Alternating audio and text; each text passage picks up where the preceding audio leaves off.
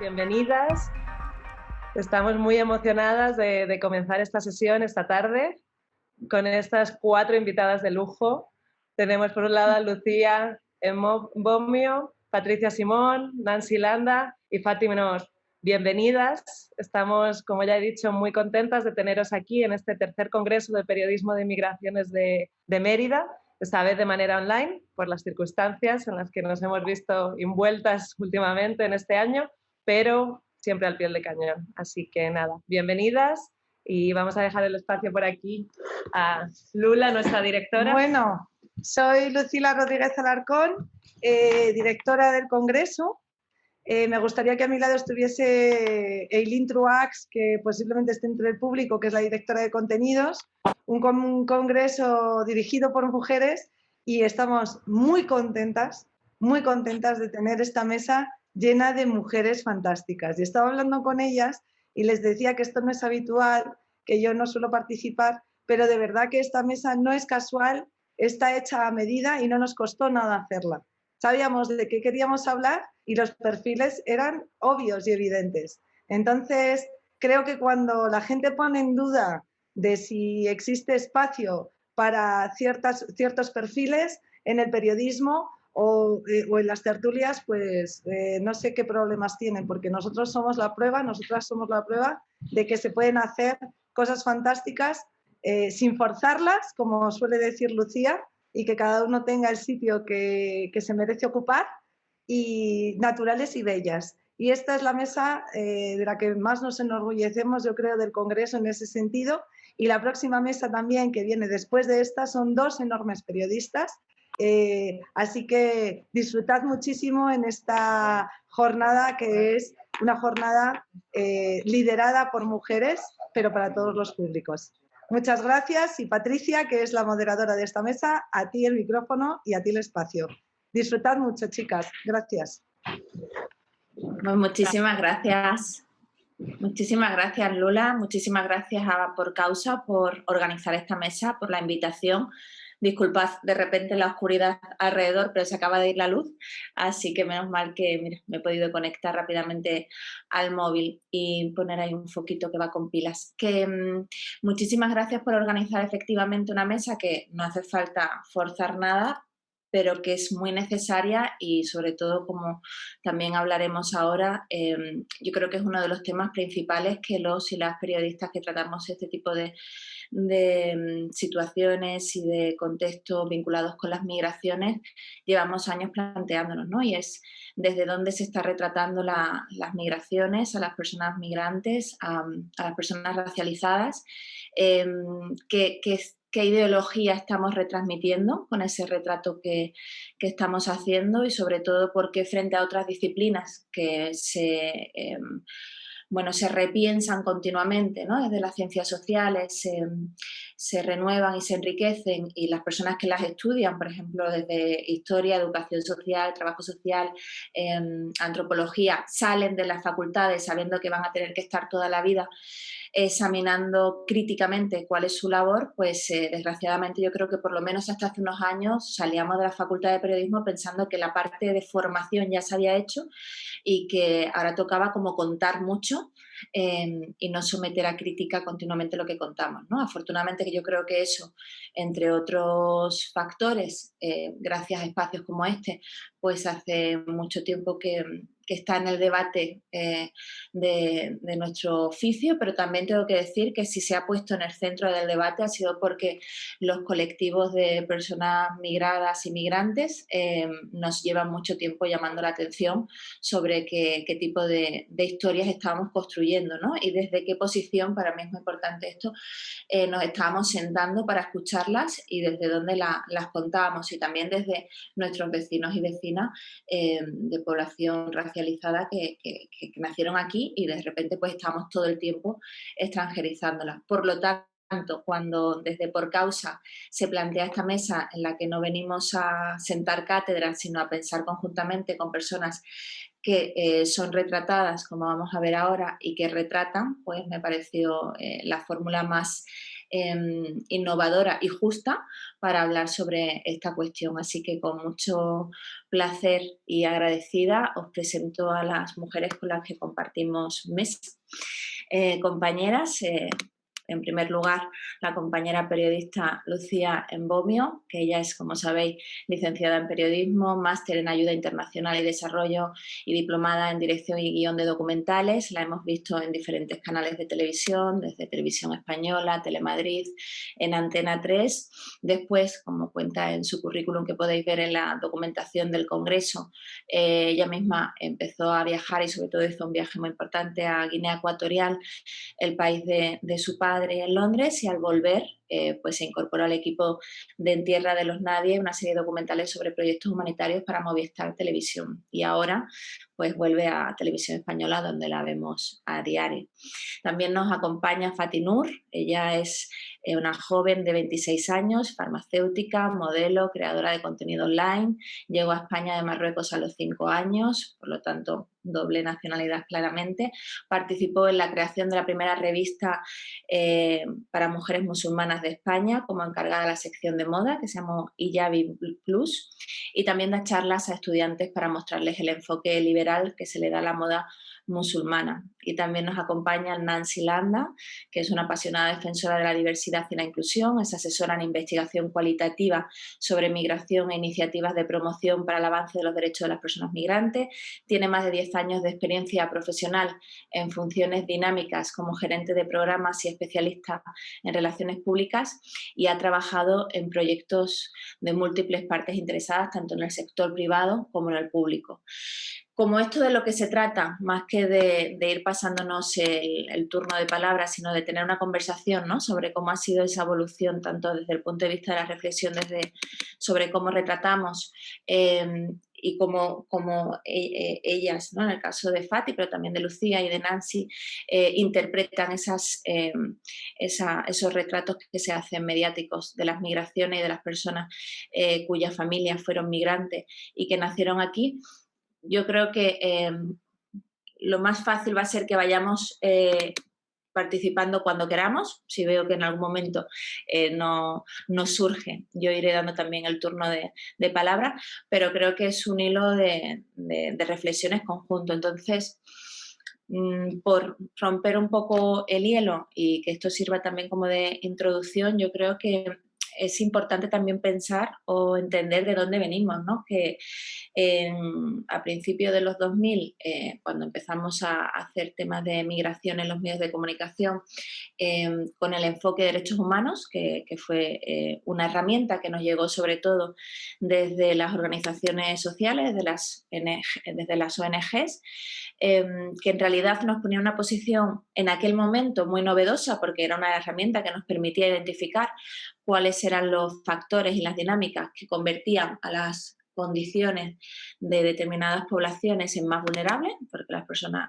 y sobre todo las que tienen estas trayectorias vitales, no son precisamente vulnerables, sino el contexto las hace más vulnerables. Nos permitía analizar y evidenciar y denunciar cuáles eran esas dinámicas económicas y modelos que favorecían la discriminación, pero de alguna forma nos ponía, creo yo, visto con el tiempo, en una posición del que disecciona desde arriba, ¿no?, desde una posición de superioridad que establece cuáles son esos factores, como si nosotras al contar estas historias no estuviésemos incorporando nuestra cosmovisión y reproduciendo el modelo socioeconómico del que partimos, ¿no? Creo que se dio un salto muy importante cuando empezamos a hablar no del enfoque de género, sino hablar abiertamente del enfoque feminista, y ahí sí que estábamos cuestionando el modelo socioeconómico, y sobre todo estábamos cuestionando toda esa política de fronteras que va contra la vida, ¿no? Y que, como sabemos, no solamente afecta a las personas que intentan llegar a otros territorios de la Unión Europea o de Estados Unidos, sino que se convierte en toda esa tela de araña que está continuamente violentando a las personas que viven aquí, sean o no sean personas migradas. Y ahí sí que empezamos a evidenciar cuáles eran las trampas y sobre todo los intereses de esta política de extranjería y migratoria. Pero yo aún así creo que, y con esto acabo, ahí dimos un salto muy importante y fue cuando empezamos a denunciar, ¿no? El victimizar, el plantear siempre a las personas como víctimas, como seres sumisos al albur de las circunstancias sin capacidad de acción, y hablamos ya del enfoque de fortaleza, ¿no? De contar a las personas su capacidad para hacer frente a las dificultades. Y esto, me parece que en su momento fue una herramienta también muy potente porque cambió la posición desde la que contábamos y ya no era desde la posición de superioridad, ¿no? De yo periodista llego a un sitio y te pido que dejes de hacerlo, todo lo que estás haciendo, porque es muy importante que me prestes tu testimonio y yo lo reproduzca porque tienes mucha suerte, ¿no? De que yo haya venido a entrevistarte, sino de realmente del interés de querer entender y querer transmitir lo mejor posible. Creo que ahí se tendió una trampa que es en la que estamos ahora y es en el construir relatos continuamente de héroes y superheroínas, ¿no? Es decir, que las personas migradas y racializadas y refugiadas tengan que estar continuamente haciendo un relato de todas las desgracias que han sufrido o que sufren a diario para que así parezca que merecen vivir en el territorio blanco, ¿no? Y entonces lo que es la vida cotidiana, lo que es simplemente el ser humano que tiene derecho a estar donde quiera, parece que ese lo estamos invisibilizando y exigiendo continuamente más, ¿no? Y esto, y con esto ya sí que acabo, ha desembocado en una situación tan perniciosa como que parezca que la gente nunca vive suficientemente desgracia para que merezcan pues estar en territorio europeo o estadounidense, ¿no? Que le estamos pidiendo que tienen que sufrir más discriminación, más violencias en el camino, más tortura para que tengan derecho a estar aquí. Bueno, yo este es como el proceso que he vivido y en el que he participado en todas las etapas y de repente parecía que habíamos llegado a una metodología que era más justa y de repente te das cuenta de que no. Y yo creo que, no sé, me gustaría muchísimo que compartieseis vuestra opinión, si os parece. Le doy el turno a Lucía primero, precisamente porque como periodista hemos hablado a veces también de estos debates, ¿no? Pero también ella ha sido retratada precisamente y tiene muchas críticas también sobre cómo se le ha retratado, ¿no? Sí, para mí, muchísimas gracias por la presentación, gracias por la invitación y gracias a todo el mundo que está aquí escuchándonos. Un saludo a mis compis de mesa. Y bueno, básicamente para mí uno de los principales problemas en lo que se refiere a la representación es que a la gente no blanca casi siempre se la retrata como eternas recién llegadas. Y digo gente no blanca por no ceñirme únicamente a la población migrante, porque yo no soy migrante, ¿no? Lo fue mi padre y incluso podría cuestionarse porque llegó antes de que su país se independizara. Por tanto, si cuando llegó mi padre era provincia española Guinea, pues como mi madre, que Segovia también lo era, ¿no? Con la diferencia de que en Guinea había un apartheid, del cual no se habla. Pero bueno, el tema de que de la gente no blanca se cuente siempre como eternas recién llegadas, ¿no? Que a mí me hablen de fenómeno reciente, ¿no? Es que al final esto es un fenómeno reciente, es que la gente llegó en los 90, que a mí me encanta porque me están llamando fenómeno y me están llamando reciente a mis 40 años y a mi padre también, que tiene 82. Pero lo cierto es que eso implica desconocer la historia de una península que está situada a 14 kilómetros de África, que tiene dos territorios en África, en el continente africano, que está Canarias también, que aparte de eso, pues bueno, en 1975 pasó lo que pasó en Sáhara, porque no se puede hablar de independencia, obviamente, que el norte de Marruecos también hasta hace relativamente poco pues fue territorio español y Guinea Ecuatorial hasta 1968. Si nos vamos más atrás en el tiempo, podemos encontrar otros millones de ejemplos que demuestran que en efecto no somos eternas recién llegadas y esto conecta, aparte con la educación que nos inoculan y que provoque que nos veamos únicamente de una forma y que seamos incapaces de salir de ahí, ¿no? Que haya un discurso que se mantiene inmutable a pesar de que la sociedad española, y basta con lo que digo siempre, ir a los parques, a los mercados, a esos colegios públicos donde encontraremos un montonazo de rostros diversos, con credos diversos, orígenes diversos, lenguas múltiples, que nos empeñamos en no reconocer, ¿no? Y lo que vemos son eso, llegadas, una especie de presente continuo y luego de vez en cuando excepciones heroicas, como decías, Patricia, las primeras que ¿no? También la primera diputada, la primera policía negra, cosas así que acaban entrando en la lógica de la excepción y que por la cual se supone que las demás formamos parte de un todo que es de una forma concreta, ¿no? Que esto también no deja de ser pues un estereotipo muy común, ¿no? Pues esta es una excepción. ¿Ah, sí? ¿Acaso conoces cómo existe una regla, por tanto, ¿no? Si hablamos de excepciones, ¿sabes cómo son el resto de las personas negras para que pienses que esta es la primera que? Porque encima no es verdad, que muchas veces basta con revisar un poco. Y porque además sí que nos quedamos en esa primera que, como dice Moja Jereu, que también es periodista, ¿no? ¿Qué pasa con la segunda y la tercera y la cuarta persona que ya no tiene derecho a aparecer? Por otro lado, cuando hablamos de esas personas eternamente recién llegadas a las cuales se cuenta, ¿no? Simplemente como si fueran una masa, no vemos muchas veces caras, no hay nombres, no hay de dónde, hay a dónde. ¿A dónde llegan? Sí. Arguineguín, pero no hay un de dónde viene, sino hablamos de África subsahariana, un gigante, ¿no? Que comprende más de 40 países y de esta manera estamos dificultando que podamos entender el contexto concreto de cada una de las realidades de cada una de las personas que llega, ¿no? Porque jamás va a ser lo mismo Eritrea que Mali, pasando por el norte de Nigeria o, qué sé yo, Guinea Ecuatorial, ¿no? Entonces, al final, de esta forma, lo que estamos haciendo es construir África también, especialmente África negra, luego África del Norte tiene otras realidades, pero como una especie de agujero enorme de calamidades donde cabe mutilación genital femenina, SIDA, ébola, aunque fuera en unos países muy concretos, ¿no? Pero venga, sí, vamos a meterlo. Poligamia, tal. Y da igual que se den en ciertos países, en otros en absoluto, etcétera, etcétera. Por supuesto, dictadurísimas, guerras. ¿Esto es mentira? No, pero no solo sucede eso y no todo sucede en todos los lados. Entonces, al final estamos, pues eso, creando como una construcción demasiado simplona de lo que es un continente o una región enorme del continente. Prosigo con lo de las 5WH, ¿no? Nosotras, al final, como periodistas, es algo que nos exigen para cualquier noticia. Tenemos que contar quién es la persona a la que estamos hablando, de dónde viene, bueno, responder a una serie de cosas, ¿no? ¿Por qué viene? Todo eso nos lo saltamos porque son masas que llegan de subsaharia, a veces cabezas que flotan en el Mediterráneo, manos que piden ayuda, pero ya está, estamos despojando de humanidad a seres humanos. Entonces, cuando el punto de partida es ese, es muy complicado, porque claro, tú estás hablando, Patricia, de que ha habido la gente se ha repensado, pero es que yo trabajo en la tele. Entonces, yo en la tele no veo que se hayan repensado demasiado, ¿no? Nos siguen lanzando esas imágenes a la hora de la comida y es que nos ha dejado de afectar por completo, ¿no? Y luego, en lo que respecta a la gente como yo, personas no blancas, personas racializadas, cada cual se quedará con un término, que sobre esto también hay cierta controversia, ¿no? Yo digo que al final las fronteras son tan gruesas, son tan punzantes que no solo atraviesan a quienes las atraviesan, sino también a sus hijas y a sus hijos, ¿no?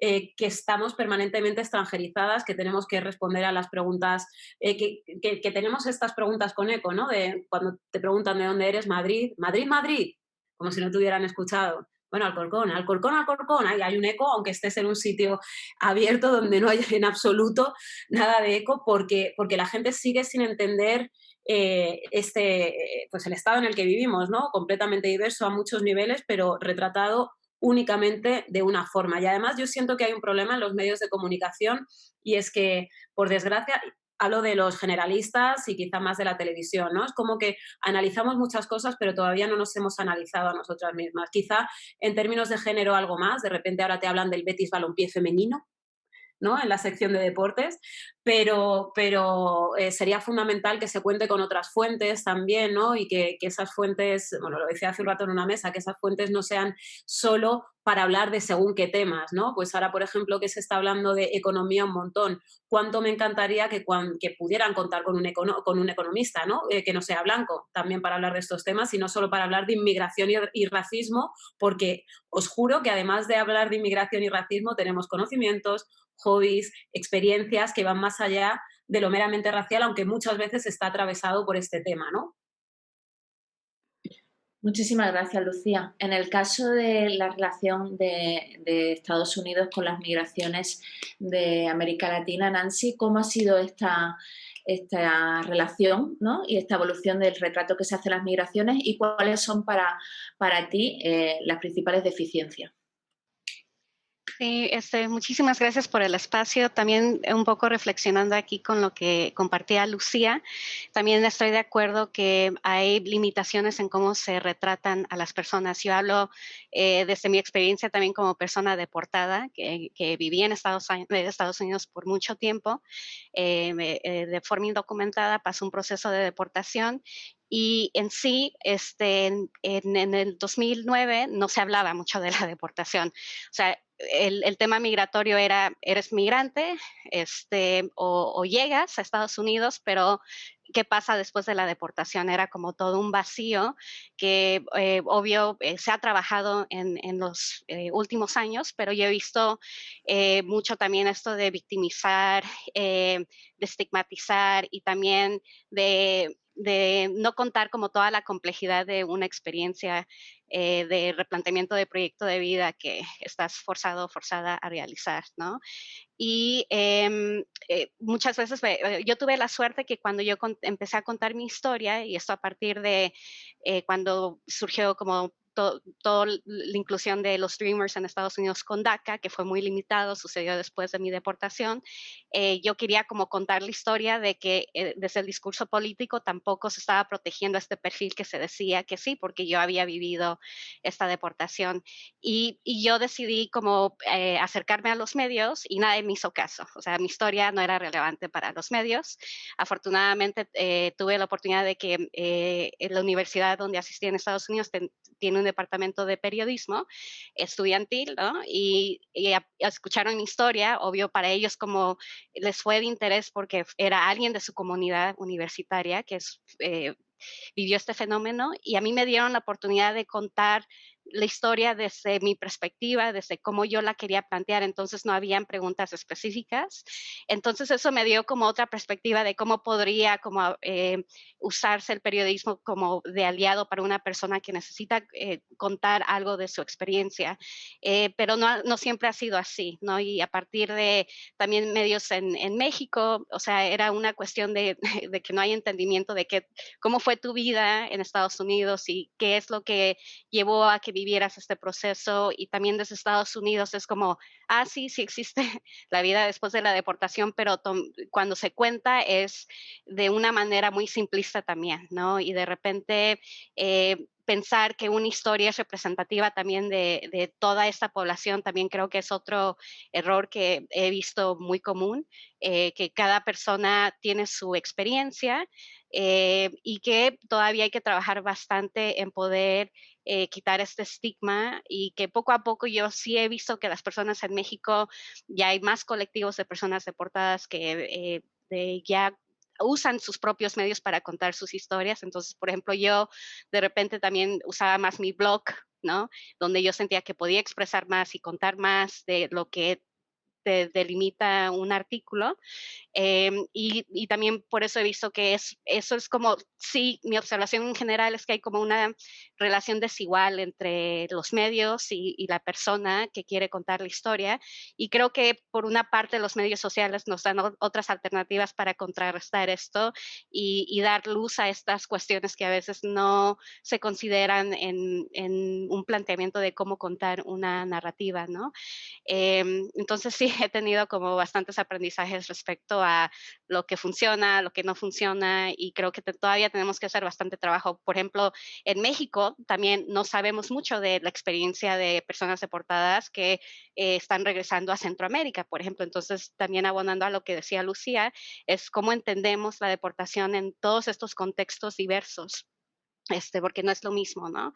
Entonces sí, creo que todavía nos falta debatir bastante de cómo seguir como mejorando este proceso, pero pues bueno, creo que al final poco a poco se ha visibilizado más, pero creo que sí hay como cuestiones éticas, hay cuestiones de cómo contar una historia para que no sea solo con el objetivo de llegar a una fecha límite de un artículo, sino que sí sea algo más narrativo, algo más profundo, algo que de veras el espacio digno para contar una historia, porque yo ya he llegado a un punto donde ya he valorado no hacerlo o en ciertos espacios por lo mismo, ¿no? Que yo prefiero escribir a veces en mi blog que tomar una entrevista, porque yo sé cómo la voy a contar yo, ¿no? En ese sentido.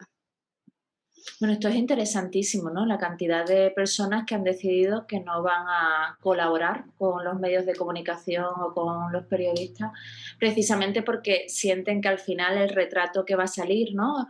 La definición de su trayectoria, de su vida, pues no le compensa dejarlo en manos ajenas precisamente por los riesgos que supone, ¿no? Para la propia para lo que has vivido y lo que eso va a revertir. En tu caso, Fátima, que además en España ahora mismo está creciendo muchísimo la islamofobia y todavía se sigue, como bien decía Lucía, ¿no? Extranjerizando muchísimo a las mujeres de origen de familias musulmanas o que practican la religión musulmana y que, como es tu caso, eres española. ¿Cómo ha sido ese proceso por el que has decidido contarte tú también a ti misma públicamente? Gracias, Patricia. Al principio sí que fue un poco duro, sobre todo el hecho de exponerme a un público que yo no conozco, a un público que no puedo ver y no puedo saber su opinión, por lo cual me voy a sentir juzgada sin verme atacada realmente. Pero según mi experiencia fue algo positivo porque pude mostrarme como soy, pude representar un poquito mi comunidad y lo que es todas las chicas que llevan hijab en España y que no tienen la oportunidad de poder hablar ante una cámara. Entonces lo intenté mirar como algo positivo. Sí es verdad que fui atacada por ello en las redes sociales. Tuve muchas malas críticas, pero también están las buenas. Yo siempre intento ver la parte positiva.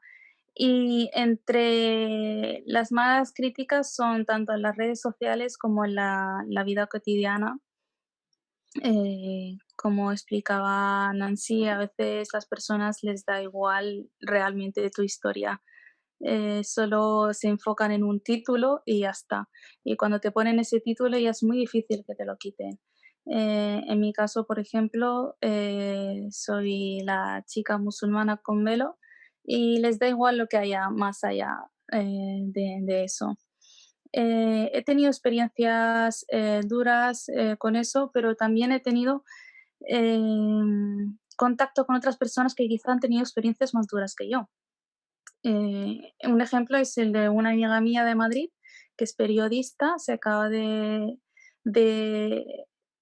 graduar en la Facultad de Periodismo y fue a una entrevista de trabajo y cuando llegó a la entrevista, ella usa velo también como yo, cuando llegó a la entrevista todo fue muy bien, pero luego le dijeron, lo siento, no te podemos contratar porque las personas que tenemos, o sea, en el público no quieren tener a personas como tú. O sea, según ellos, personas como ellas son personas que usan hijab y personas que a lo mejor se ven identificadas por una religión. Lo cual no quiere decir que las personas que no lo usen no tengan una religión o unas creencias o un origen simplemente de otra parte del mundo. A veces es triste, pero sí que siento que siempre voy a estar como marcada. Da igual lo española que seas, da igual que hayas nacido aquí. Si tienes a unos padres que son de otra parte del mundo, o simplemente si eres de una religión exacta, o si tienes unos rasgos diferentes para ellos, según ellos diferentes, ya eres diferente y ya debes como decías tú, que debes como merecerte estar aquí. Y si no has pasado por algo que realmente te haga merecer estar aquí, pues no lo mereces y debes ser atacada por ello. Y es algo que he vivido en carne propia y ojalá algún día cambie. Y me gustaría que a partir de aquí y a partir de este nuevo periodismo que le llamo yo, porque creo que ahora el periodismo se está enfocando de una manera distinta a hace unos años y realmente se están interesando en las vidas de las personas que entrevistan, más allá de lo que es el título de la entrevista. Y tengo la esperanza de que gracias a eso, pues podamos tengamos un futuro mejor en este sentido y entre todos pues no haya ni etiquetas, ni nacionalidades, ni nada. Simplemente un derecho que tenemos que tener todos en cualquier parte del mundo. Lucía, como mujer negra, has sido también en muchas ocasiones por tus libros y demás entrevistada, se han hecho reportajes en los que has participado y demás. ¿Cómo ha evolucionado? ¿Cómo has visto tú la evolución de cómo se te presentaba y cómo se presentaba, ¿no?, esa primera periodista, incluso como decías, ¿no?, errando por falta de conocimiento y demás? Y cómo te sentías tú también ante determinadas formas de contarte, porque al final el periodismo se trata de contar, ¿no? Y cómo te cuentan puede ser muy agresivo también. El micrófono, por favor. Lamentablemente yo no siento que haya tanta evolución, o sea, en medios específicos sin duda, pero yo no siento que haya demasiada diferencia. De hecho, hace poco vi una entrevista que ya nos hicieron en 2008, que era algo así como ser negro en España, y pues era muy parecido a lo que vemos hoy, ¿no? Incluso las reivindicaciones eran parecidas. Es cierto que ahora tenemos como mucho más en cuenta el tema del género y tal, pero a mí no me parecía muy distinto. Y creo que uno de los grandes problemas con respecto a cuando se habla de estos temas, ¿no?, raza, racismo, migración y tal, es que se centra mogollón en lo anecdótico. Y al final se trata de un asunto sistémico. Y es súper importante, además, dejar de lado un poco la narrativa de lo vivencial únicamente, de lo experiencial, porque es fácilmente contrastable, ¿no? Porque una persona te dirá, pues yo tengo un amigo negro que nunca ha pasado racismo y ya está, y es que se acaba la conversación. Cuando no trata de eso, obviamente, ¿no? Cuando estamos hablando de dificultad en el acceso al alquiler, que hay números, además, que esta es otra, ¿no? Nosotros necesitamos pertrecharnos con un montón de datos. Cualquier persona a la que entrevistan, no hace falta que seamos sociólogas, periodistas, etcétera. Tenemos que pertrecharnos con un montón de datos para que se entienda que lo que decimos no es algo subjetivo, sino algo sistémico. Si no, enseguida lo abocan, ¿no?, lo destierran a ese ámbito, al de lo subjetivo, al de la piel fina, etcétera, etcétera. Entonces, estamos hablando de eso también, de orientación académica desde que eres pequeñita, ¿no?, a la formación profesional, no siendo menos la formación profesional, pero lo idóneo es que puedas escoger en libertad, ¿no?, y que tú decidas hacia dónde quieres ir. Dificultad en el acceso a los locales de ocio también, que esto se da. Pues mira lo que ha dicho Fátima ahora. ¿Cuántas mujeres con velo hemos visto presentando algo en España como reporteras? Ninguna, porque si negras hay pocas, o sea, personas con velo, negras o no, cero, ¿no? Entonces, este tipo de cosas de las que hablamos no siempre aparece. Suelen quedarse casi siempre con eso, con la anécdota. Hace un rato lo contaba, pues que hay muchas mujeres negras cuando estamos en sitios esperando nos preguntan cuánto cobramos, ¿no? Al final la gente no se entretiene en leer todo lo que estás contando, que te has estudiado para dar la entrevista, se queda simplemente en eso y aparte las respuestas suelen ser súper agresivas, ¿no? Del tipo, ya te gustaría que alguien quisiera pagar para acostarse contigo, etcétera, etcétera. Y yo lo que veo con ese tipo de periodismo, que al final da la sensación de que simplemente está buscando rellenar un par de páginas o unos cuantos minutos, pero no tiene una intención realmente ni transformadora ni de visibilidad de una realidad amplia. Simplemente eso, pues un poco buscar titulares que puedan ser un poco más llamativos y ya está. Entonces, el problema es que tiene consecuencias sobre nosotras. Antes lo ha dicho Fátima. O sea, tiene consecuencias como que nos amenacen, porque ha pasado en muchas ocasiones, que nos insulten y que esas cosas lo ven nuestras madres y nuestros padres también. Y no es agradable porque nosotras al final lo hacemos porque queremos y asumimos las consecuencias, pero no es agradable de cara a la familia o las personas que te quieren, ¿no? Y además tampoco es agradable porque tú decides hablar de racismo, pero no necesariamente tienes por qué querer contar tu vida. Si sacas alguna anécdota a relucir es un poco por aterrizar conceptos que pueden parecer muy lejanos, ¿no? Pero no porque realmente te estés muriendo por contar tu vida. Entonces tú que tienes aquí tus anécdotas guardaditas muy atrás para poder caminar en tu día a día, estar feliz, bailar, salir con tus amistades, que además en muchas ocasiones son en un porcentaje muy grande blancas, porque vivimos en España y no en Zimbabue, ¿no? Pues al final tú no estás todo el día con estas cosas, ¿no?, en la cabeza. Pero pero te obligan a sacarlas y luego tampoco te protegen de ninguna forma, ¿no? Porque sacan esos titulares, porque no hay una moderación en los comentarios, porque se quedan prácticamente con eso y dejan fuera todos los datos que están apoyando esas anécdotas, con lo cual yo sí entiendo perfectamente lo que ha dicho Nancy de repensarse esto de que te sigan entrevistando, ¿no? Porque ¿para qué? O sea, nadie quiere de repente pasar un rato, exponerse y que luego encima te caiga la del pulpo, ¿no? Nancy, yo creo que sería muy interesante por los hilos que ha lanzado Lucía también, que nos contases un poco cómo era cuando vivías en Estados Unidos como sin la documentación, esa situación, ¿no? Y el retrato que se hacía en Estados Unidos de la población que no había tenido acceso porque no se la daban a los documentos, ¿no? Que yo creo que siempre hay que hacer mucho hincapié en esto, que parece las personas sin documentación, indocumentada, parece que es que lo eligen, ¿no? Cuando es precisamente el Estado el que hace dejación de funciones y no documenta. ¿Cómo viste, cómo se contaba? Porque también de ese retrato que se construyó, en gran medida, y de esa criminalización vienen las políticas y presidentes como el que tiene ahora mismo, ¿no? Sí, claro. Pues a mí me tocó crecer en una época donde tú no podías decir que eras indocumentada, ¿no? En el 98 es cuando inicié la universidad y todavía en ese entonces no había un movimiento que ya después se conformó, bueno, ya venía en camino, pero también liderado por la juventud indocumentada misma. Y poco a poco era como el proceso de encontrar esos espacios donde tú podrías contar, pero no era tan, tan abierta. O sea, de repente en espacio universitario y ya profesionales, sí ya, yo ya hablaba más y era como parte de lo que veía de importancia en un activismo, se puede decir. Pero pues a mí ya la post-deportación es como la que más me ha marcado a mí, ¿no?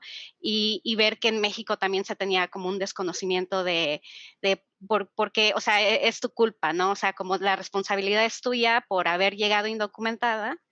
En mi caso, obvio, yo no tuve la agencia de toma de decisión porque fui llevada por mis papás y tratar de navegar como todo ese sistema, pero también desde Estados Unidos y México que se percibe, pues algo tuviste que hacer para ser deportada, ¿no? Y por eso sucedió. Entonces, como esa parte de criminalizar y no entender, pues los factores sistémicos que te mantienen en una exclusión legal y que no puedes solventar esta situación y que es una consecuencia de que no hay avance en la política pública migratoria.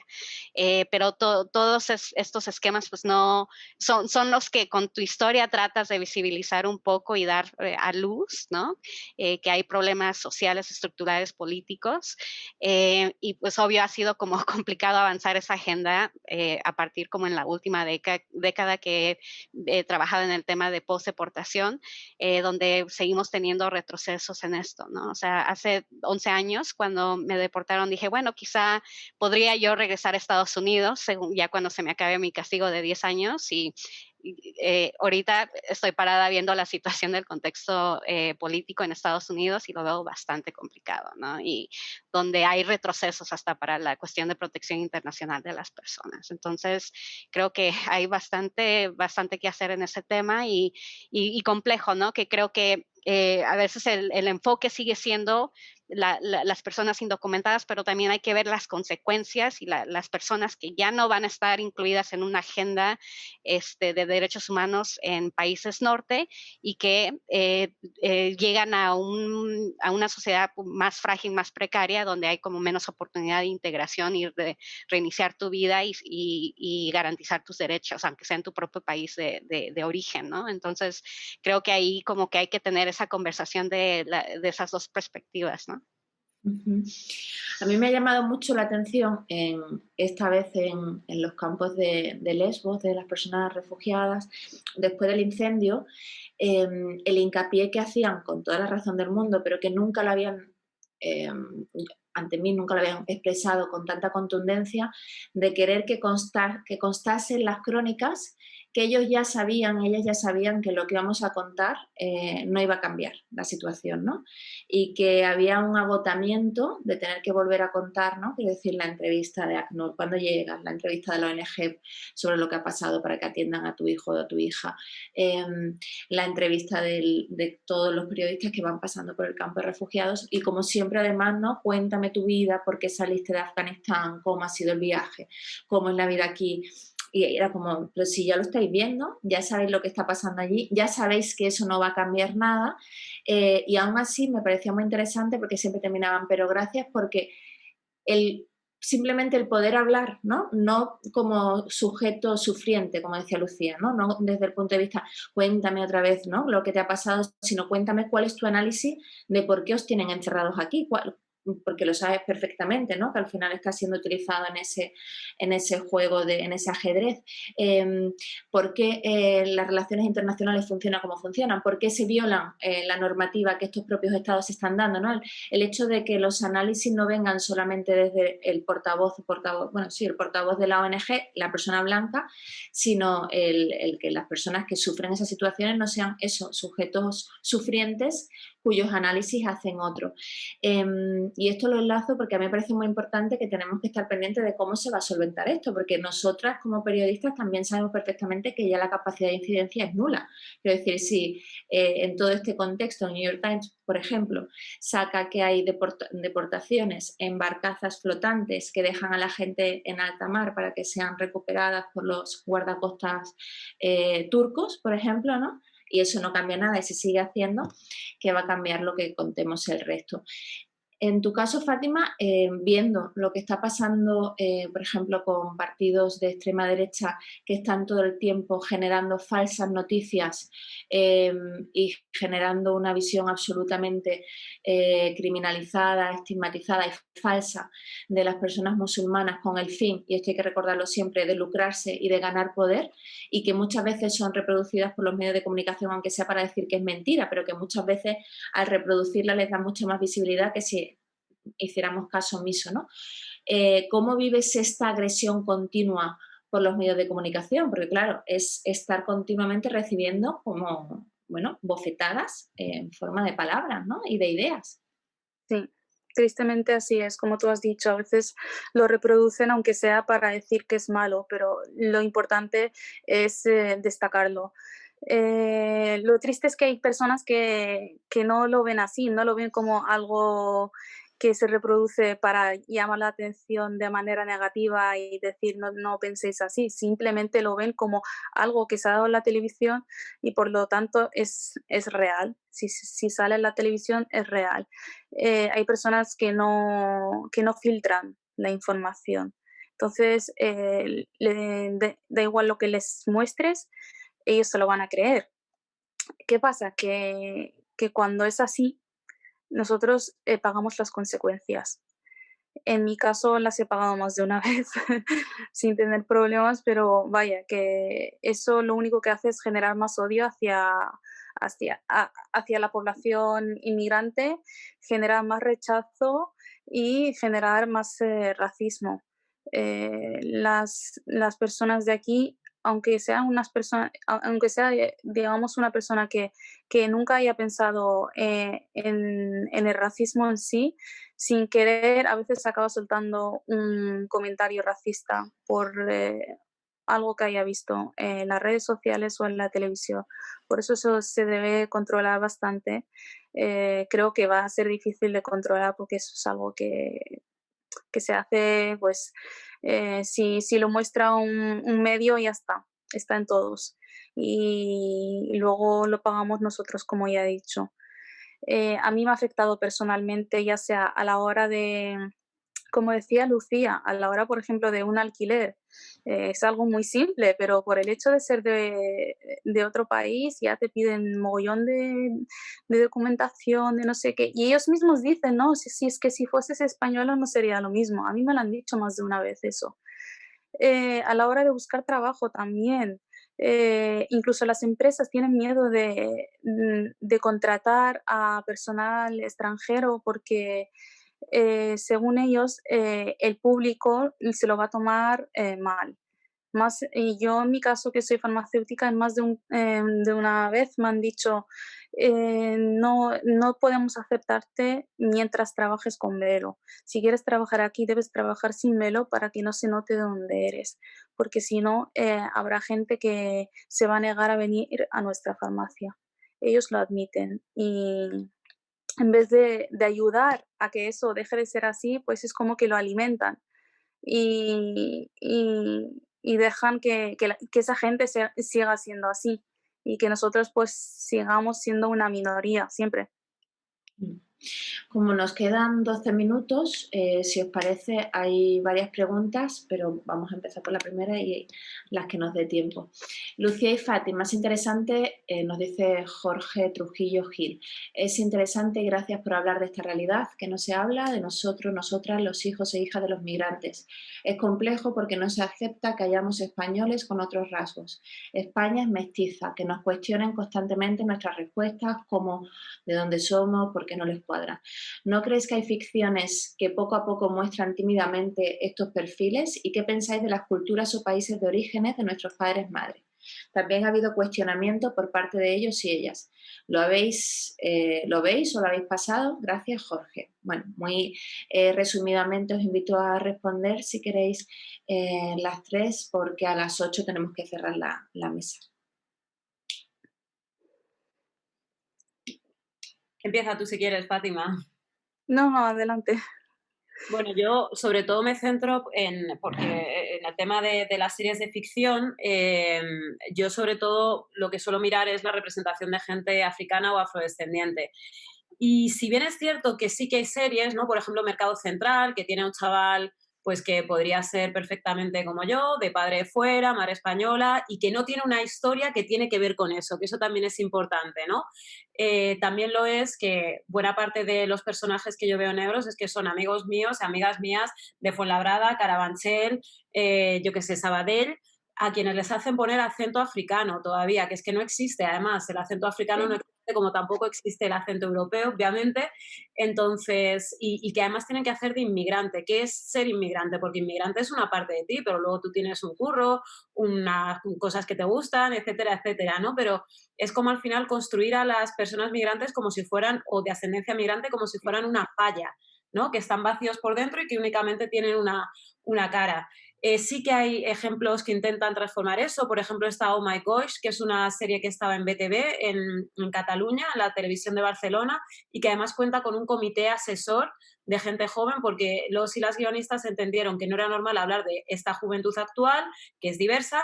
Hace mucho tiempo lleva siéndolo, pero bueno, que ahora sí se empieza a reconocer que no tenía sentido hablar de esa juventud diversa si eran personas de más de 40 años y blancas, ¿no? Entonces tienen ese comité para que pues pueda apoyar los guiones que se hacen o no, o contradecirlos o sugerir cosas, pero también para poder sugerir temas y demás. Sí que va cambiando poco a poco, pero yo qué sé, hay una película en la que hay otro chaval que ha hecho de cura, en otra que hacía de gay, porque también parece, ¿no?, que a los hombres negros sobre todo se los retrata desde una heterosexualidad monolítica y ya está, ¿no? Y esto tiene que ver también con la hipersexualización de los hombres y las mujeres negras, pero me temo que todavía queda un poco para eso. Cuando dejen de pedir, de hecho os voy a recomendar Asunto Casting de Beatriz Embula, que es una chica negra valenciana que reflexiona sobre cómo son las audiciones para las mujeres negras cuando van a hacer una película y una vez más les dicen, vas a hacer de inmigrante, ¿no? Y bueno, pues eso, me temo que aún queda, pero sí, hay avances, hay avances.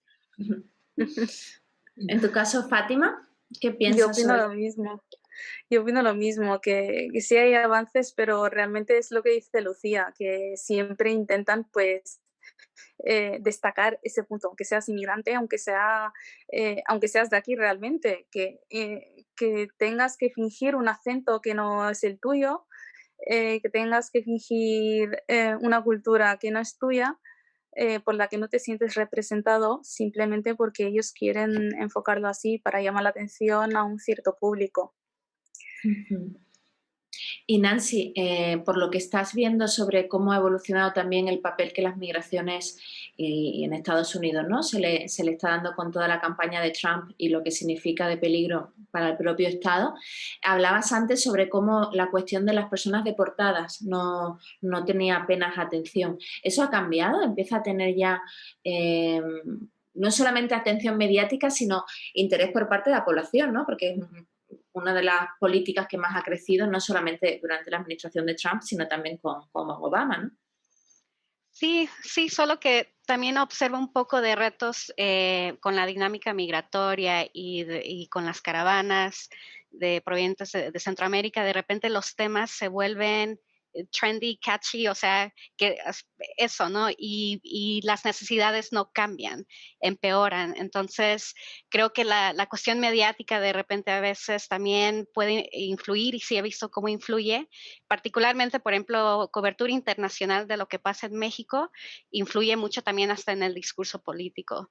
El tema de deportaciones, aunque se tiene como más visibilidad desde Estados Unidos y otros reportajes que también están en México, todavía falta como aterrizar ya como una agenda concreta que pueda pues atender adecuadamente el tema, que en sí hay como muchos retos compartidos también con población migrante que llega a México, con esto de falta de acceso a servicios públicos y acceso al derecho, a educación, que tenemos como un estado muy burocrático que hasta para una persona mexicana deportada, incluyendo, por ejemplo, el perfil de familias que tienen hijos en Estados Unidos y también sus hijos mexicanos, estadounidenses, pero que no pueden acreditar su doble nacionalidad, se les trata como extranjeros y tienen como todo este tema que justo se abordaba en esta pregunta sobre aunque tengas el derecho a la nacionalidad mexicana o seas mexicano retornado,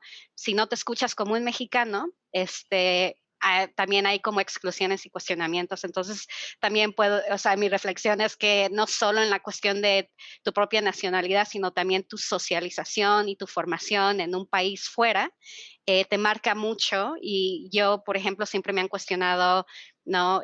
¿Por qué no hablo el español correctamente? ¿no? Y digo, bueno, es que crecí 20 años y me eduqué en Estados Unidos y no voy a cambiar eso porque esté de regreso en México, ¿no? Entonces, creo que estas son las cuestiones de no solo los programas sociales, sino como una inclusión social, que en realidad respetemos esta diversidad que tenemos, y creo que ese es como un tema que he visto más profundo en México, ¿no? Que no se reconoce el racismo, que no se reconoce estigmas para ciertos grupos sociales. Entonces, como que hay como más que abordar en esos temas, ¿no? Bueno, teníamos otra pregunta por aquí que nos da muy brevemente tiempo. Solamente lo siento algunas. muchísimo, Patricia, pero tenemos que cerrar. Lo siento mucho. Muy bien. Solo para que os dé tiempo a poder cerrar y despediros. Muchísimas Perfecto. Pues muchísimas gracias a vosotras, muchísimas gracias Nancy, Fátima, Lucía, muchísimas gracias a las 90 personas que han estado conectadas a la sesión. Me quedo con lo último que decía Nancy, que es ese reconocimiento de la diversidad, ese retrato de la diversidad en general, también dentro de lo que son las migraciones, ¿no? Y dejar de hablar de las personas migradas como un colectivo que se representa de repente ante la persona a la que entrevistamos, o las personas no blancas, como decía Lucía, nacidas en un país o en otro. Al final, pues esas sociedades interculturales a las que aspiramos y que son las que tenemos que retratar, yo creo que cada vez más en colaboración y cooperación. Muchísimas gracias y os invitamos a quedaros en la siguiente sesión, que empieza en 2 minutos. Buenas tardes.